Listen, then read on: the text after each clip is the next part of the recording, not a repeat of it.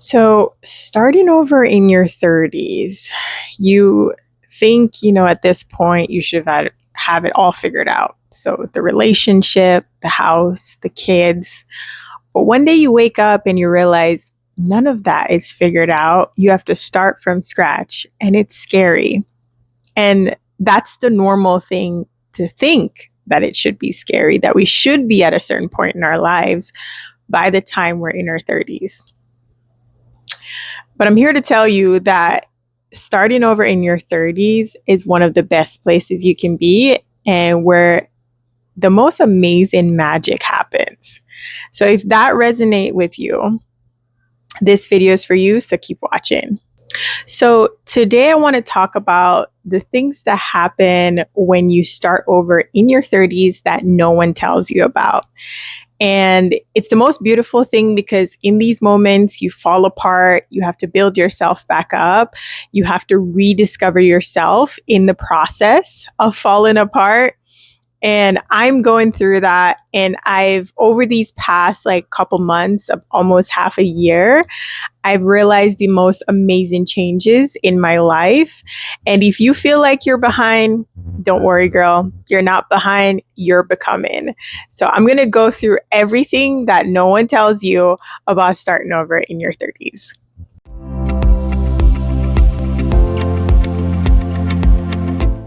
If you're new here, guys, my name is Crystal. This is Becoming Crystal Clear. And on this channel, I talk everything about starting over in your 30s, glowing up, understanding you, finding yourself again.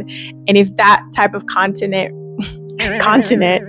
if that type of content resonate with you, then welcome. Hopefully something I say or have been through resonates with you and help you along your journey of starting over in your 30s. Now, everyone thinks starting over in your 30s is starting from scratch, but I'm going to let you in on a little secret. It's actually not starting from scratch. It's not like starting over in your 20s where you haven't had much life experience yet.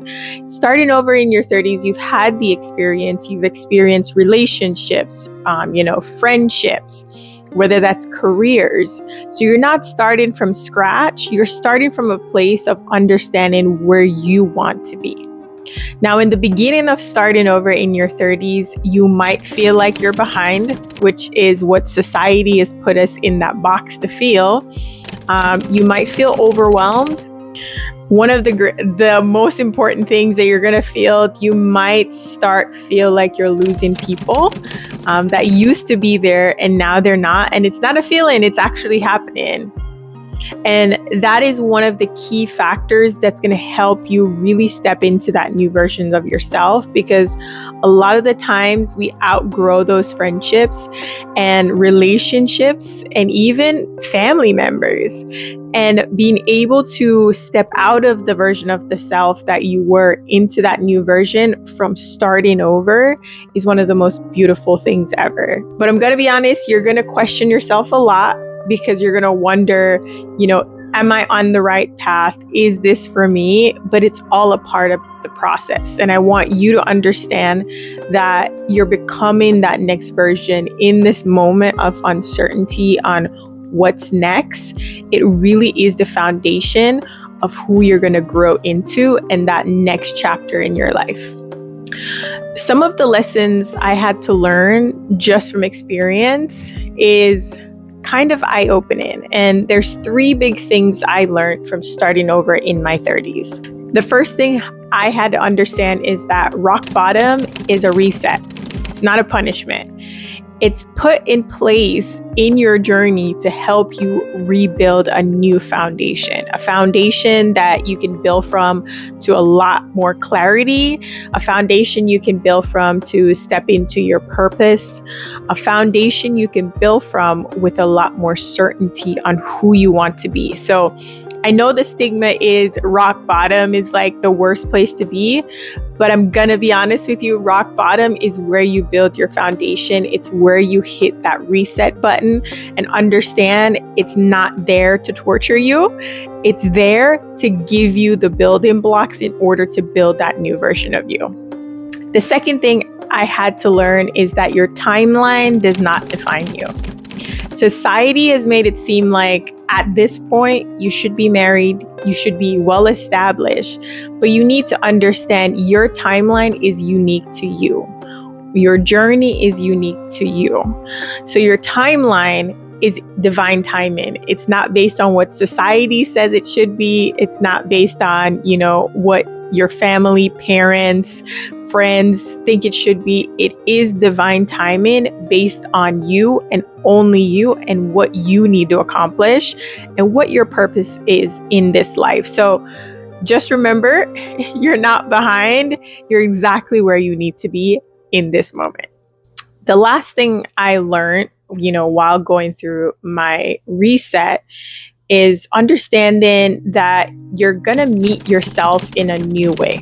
And it's going to be in a way you've never thought before, because when everything gets stripped away, when the versions of you that you had to put on based on someone else get stripped away, you really get the opportunity to come back to yourself, to really see who you truly are and what you truly want to accomplish.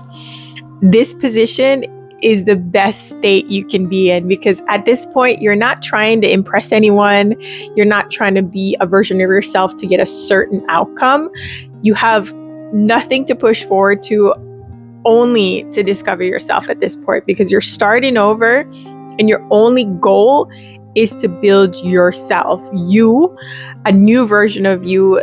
The old version has died because you're starting over. So at this point, you realize you meet a new version of yourself.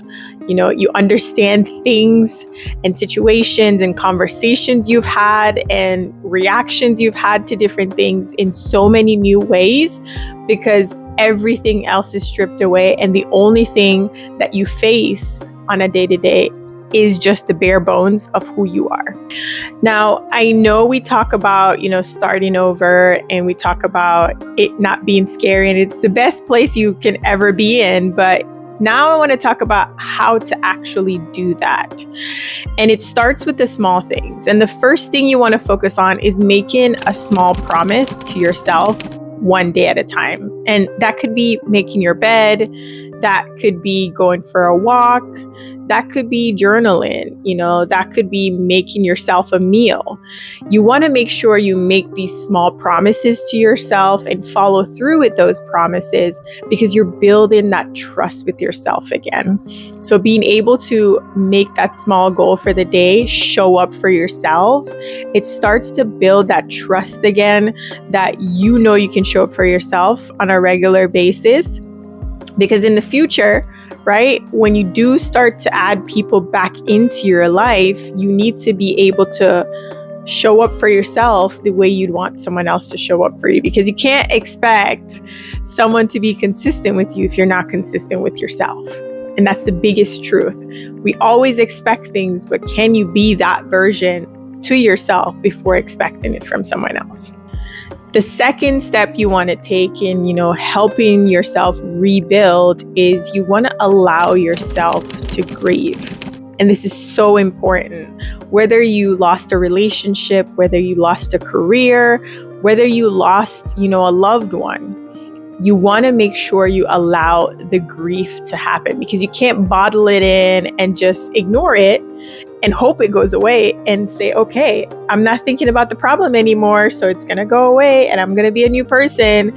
No, it has to go somewhere, right? The grief has to come out. And if it doesn't come out in a healthy way, girl, it's going to come out in an unhealthy way, right? So you want to make sure you allow yourself to grieve, whether you cry, whether you have a bed rot day, right? Whatever it is, whatever your grieving process is, even if you need to get angry, you have to let it out in order to accept that the loss happened, and then you can move on from it. The next thing you want to think about in the process of, beginning to heal and beginning to start over is you want to define what success looks like for you. And that is different for everyone. And I'm going to be honest, this was one of the most enlightening things I realized in myself when I had to start back from square one and really just meet myself, at base level and understand what does success mean to me? Because I've shared this on my channel in a previous video, and you can actually watch it here. I'll link it right here, how I go over why I wanted to start the channel and why I wanted to share these tips just based on my experience. I lost a career, I lost a relationship. And in the moment, while I was in those situations, while I was, running my business, while I was in that relationship, I had a picture of what success should be like in those two categories, right? And after losing it, I realized the goal I wanted is not truly what I wanted, if that makes sense. Because a lot of the times we're working toward things that are based on someone else's, status, that are based on what someone else wants for us, and we don't realize it. So taking the time to really understand what success means to you, whether it's how you want to feel, what does happiness looks like? Do you want to make a certain amount of money? Do you want to have a certain amount of freedom? Really defining that was one of the most integral things in my process, that I realized I was living for other people and not myself. The last thing that really helped me was romanticizing the rebuild, right? Really understand the processes that you need to take, whether that's the journaling, whether that's staying consistent in the gym, whether that's, praying, becoming, more connected in your spirituality, or even just your shower routine. Whatever your process is on, rebuilding, you need to romanticize it. So whether you light a candle, play music while you enter your process of whatever you're doing, make sure you romanticize it, because it's the process that gets you to the goal. Once the goal happens, we're kind of like, okay, what's the next goal, right?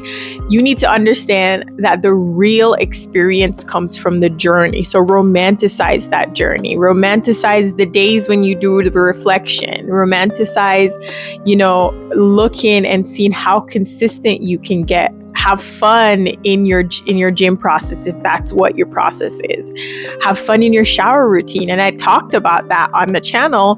Romanticize those little things, because the process is really where the real work and the real memories come from. Once you hit the goal, as humans, we're naturally looking to the next goal. So really just enjoy that process. So I really want you guys to understand, from just watching this video and my experiences, that starting over doesn't mean you're behind. Starting over means you had the courage to choose yourself over whatever situation you were going through, and understand that this version of you that you're building is going to be more confident, softer, more certain, happier, someone who truly understands who they are at their core and what they want out of their life is that version that you're building. So don't be afraid to rebuild, and don't be afraid to start over. Now, if this content resonated with you, if everything I went over sounded like you and you're starting over in your 30s, let me know in the comments, where you are in your journey or what resonated with you, so we can actually grow together. But until next time, guys, thank you so much for watching, and hopefully you guys have a great rest of your day. Bye, guys.